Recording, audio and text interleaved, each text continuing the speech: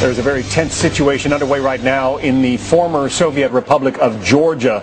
The Georgian Foreign Ministry now says Russian aircraft have bombed Georgian military bases. U.S. response has been coming quickly over the past hour. President Bush keeping in contact with Russian Prime Minister Vladimir Putin.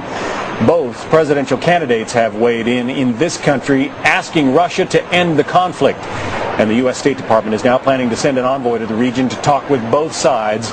It's urging an immediate ceasefire. Georgia launched a massive offensive overnight amid tensions over the disputed breakaway region of South Ossetia. The move prompting a swift response from Russia. Now, the U.S. is hoping to avoid an all-out war involving one of its allies. Caroline Shively is live for us right now at the White House. What is at stake here for the U.S., Caroline? Georgia, some Americans probably haven't heard of it, but it is incredibly important. Georgia has been very friendly to the U.S. over recent years. They also have applied to be a member of NATO, and there's an important oil pipeline, John, going from nearby Turkey through the southern part of the Georgian Republic. You don't want anything messing with that as of this time. Now, President Bush is, of course, in Beijing. So is Russian Prime Minister Vladimir Putin. They met. We have video of that. And also, President Bush said he was urging restraint for the Russians. No response yet. We don't know whether they will be meeting over the weekend. We do have this comment from National Security Spokesman Gordon Jandro. He said, quote, all sides should bring an immediate end to the violence and begin direct talks. Now, the State Department also says the U.S. supports Georgia's territorial integrity. That is not what Russia wanted to hear. Georgia's president said the U.S. should stand by Georgia at this time because they are a freedom-loving country. The Pentagon says it has been in touch with Georgian officials, but so far, Georgia has not made any official requests for help.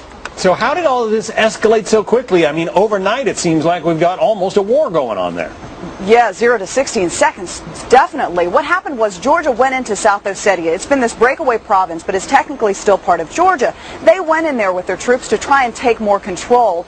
Russia didn't like that. They responded hard. They sent in a convoy of tanks. They sent in combat planes. They sent in armored vehicles and troops.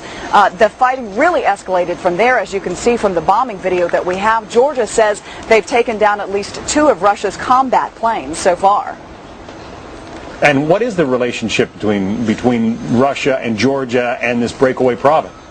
Well, this province was fighting for its freedom from Georgia up until 1992. That's when they declared a ceasefire, but they still felt like they were a separate entity. In fact, back in 2006, John, South Ossetia said, we are free, we are a separate entity from Georgia. Georgia never bought it. Russia, though, has been in there, sort of a peacekeeping role. In fact, most of the people living in South Ossetia have Russian citizenship. So Russia has been the guy keeping the peace between these two, but now Georgia and Russia bombing each other, attacking each other in this province. Caroline Shively at the White House.